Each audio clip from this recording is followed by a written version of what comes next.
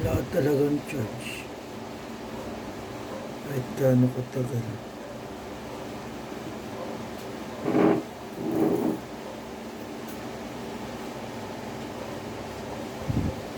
Aminin ni Congresswoman Mitch Kahayon-Uy na kabilang nga sa 4.12 billion pesos ang 21 million pesos na intelligence funds.